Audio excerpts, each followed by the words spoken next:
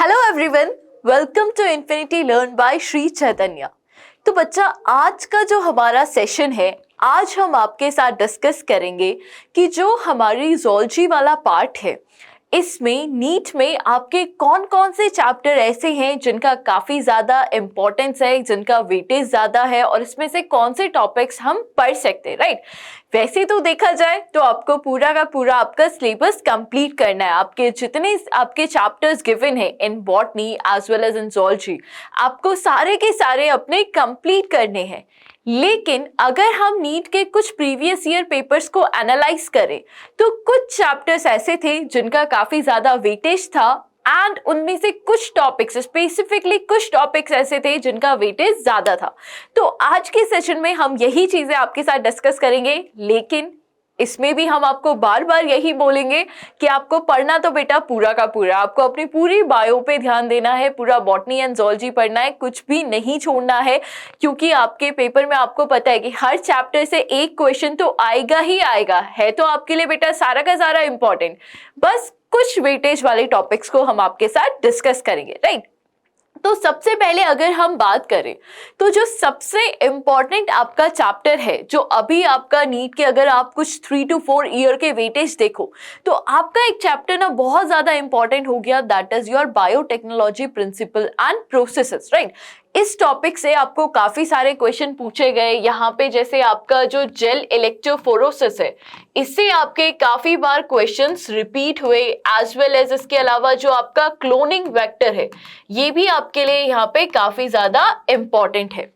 Then next chapter की अगर हम बात करें, एनिमल किंगडम।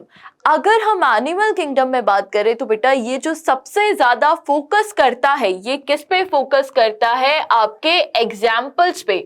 जो एग्जाम्पल्स आपकी एनसीईआरटी में गिवन है, जो scientific name as well as common name given है, तो सबसे ज्यादा आपके जो इस चैप्टर से क्वेश्चन पूछे जाते हैं वो एग्जाम्पल वाले पार्ट से पूछे जाते हैं। तो आपको एनसीईआरटी में जितने एग्जाम्पल्स गिवन है डिफरेंट फाइलम्स के, वो आपको बाय हार्ट याद होने चाहिए, scientific name as well as the common name.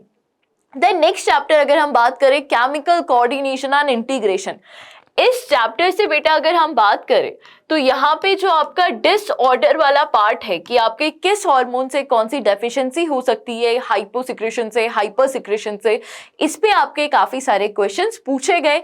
As well as जो आपके हार्मोन्स हैं, आपकी जो गैस्ट्रोइंटेस्टाइनल ट्रैक्ट के हार्मोन है, इससे भी आपके अभी काफी टाइम से क्वेश्चंस रिपीट हुए हैं। देन नेक्स्ट अगर हम बात करें ह्यूमन रिप्रोडक्शन चैप्टर की, तो ह्यूमन रिप्रोडक्शन चैप्टर में बेटा जो आपका गैमेटोजेनेसिस है, जो आपका स्पर्मेटोजेनेसिस है, एज वेल एज जो आपका oogenesis है, इससे आपके क्वेश्चंस पूछे जाते हैं। आपके दोनों में ही क्वेश्चन आते हैं, असर्शन रीजन आता है, स्टेटमेंट वाइज आता है, एज वेल एज आपके पास ऑब्जेक्टिव टाइप क्वेश्चन पूछा जाता है। तो यहाँ पे इसका काफी ज्यादा आपका इंपॉर्टेंस है। एज वेल एज जो आपका दूसरा टॉपिक यहाँ पे है, दैट इज द फर्टिलाइजेशन, इससे भी हमें आपके काफी क्वेश्चंस रिपीट हुए हैं। देन नेक्स्ट टॉपिक की अगर हम बात करें, रिप्रोडक्टिव हेल्थ, दोनों ही रिप्रोडक्शन यूनिट में आ रहे हैं, लेकिन रिप्रोडक्टिव हेल्थ में अगर आप बात करो बेटा तो यहाँ पे आपके कौन से टॉपिक ज्यादा आते हैं? जो आपके कॉन्ट्रासेप्टिव्स है। अगर आप नीट के पेपर को देखोगे तो आपको वहां पे काफी सारे क्वेश्चन मिलेंगे फ्रॉम द कॉन्ट्रासेप्टिव, स्पेशली जो आईयूडीज वाला पार्ट है, जो आपकी नॉन मेडिकेटेड आईयूडी है, हार्मोन रिलीजिंग आईयूडी है, कॉपर रिलीजिंग आईयूडी है, इससे आपको काफी सारे क्वेश्चन पूछे गए थे। एज वेल एज जो यहाँ पे नेक्स्ट आपका टॉपिक है, that is the art, that is the assisted reproductive technology, जो इनफर्टिलिटी को क्योर करने में किया जाता है। तो यहाँ से भी आपके क्वेश्चंस पूछे गए थे। देन नेक्स्ट आता है आपका लोकोमोशन एंड मूवमेंट। जो आपका लोकोमोशन एंड मूवमेंट है, आपको पता है यहाँ पे मसल्स के बारे में आप पढ़ते हो, यहाँ पे आप बोन्स के बारे में पढ़ते हो, बट यहाँ पे जो आपने ट्रेंडिंग क्वेश्चंस आपने देखे वो कहाँ से देखे? जो आपका स्केलेटल सिस्टम है, एज वेल एज जो जॉइंट्स हैं, एंड जो आपके इस चैप्टर में डिसऑर्डर्स है, जो मसल्स और आपके बोन से रिलेटेड जो डिसऑर्डर्स है, इन पे आपको क्वेश्चन काफी रिपीट होते हुए दिखे। आपके पास हर साल एक क्वेश्चन जॉइंट और डिसऑर्डर से पूछा गया था, तो ये इस चैप्टर का काफी इंपॉर्टेंट टॉपिक था। देन नेक्स्ट अगर हम बात करें तो next is the human health and disease. Human health and disease में जो हमने क्वेश्चंस आपके एनालाइज किए वो कहाँ से किए? जो हमारा जो ड्रग्स वाला पार्ट है, राइट, ड्रग्स वाले पार्ट से आपको क्वेश्चन पूछे गए थे। एंड इस बार अगर हम बात करें तो आपका एनएमसी ने 2 टॉपिक को और ऐड किया है आपके सिलेबस में, that is the dengue and the chikungunya, right. तो आपको वो टॉपिक को भी पढ़ना पड़ेगा क्योंकि न्यू टॉपिक्स है, तो मे बी इसमें से भी हम पे क्वेश्चन पूछे जा सकते हैं। देन नेक्स्ट चैप्टर की अगर हम बात करें इवोल्यूशन चैप्टर की, तो इवोल्यूशन चैप्टर में बेटा जो आपका मैक्सिमम जो वेटेज था वो आपके एविडेंसेस पे था, जो आपके डिफरेंट एविडेंसेस है, होमोलॉगी, एनालॉगी, राइट। इससे रिलेटेड आपके क्वेश्चंस काफी सारे आपके रिपीट हुए थे कि कौन से होमोलॉगस ऑर्गन है, कौन से एनालॉगस ऑर्गन है, यहाँ से आपके क्वेश्चंस पूछे गए थे। देन नेक्स्ट टॉपिक की अगर हम बात करें body fluid and the circulation, इस चैप्टर में वैसे तो बेटा सब बोलते हैं कि आपका जो ह्यूमन फिजियोलॉजी है वो काफी इंपॉर्टेंट चैप्टर है। एनएमसी ने इस बार आपका डाइजेशन एंड एब्जॉर्प्शन आपके सिलेबस से रिमूव कर दिया, तो अब आपका थोड़ा सा जो आप बोल सकते हो कि थोड़ा सा जो भार था वो आपका थोड़ा सा कम हो गया, राइट। तो यहाँ पे आपका पूरा का पूरा ह्यूमन फिजियोलॉजी काफी इंपॉर्टेंट है। इसमें अगर आप बॉडी फ्लूइड एंड सर्कुलेशन की बात करो तो यहाँ पे जो आपके मैक्सिमम क्वेश्चन पूछे गए वो कहाँ से आए, आपके ईसीजी से as well as cardiac cycle से। जो मैक्सिमम यहाँ पे वेटेज रहा वो आपका किससे आया, ईसीजी एंड कार्डियक साइकिल से। ईसीजी से तो आपके अभी रिसेंट ईयर में भी काफी क्वेश्चन पूछे गए हैं, राइट।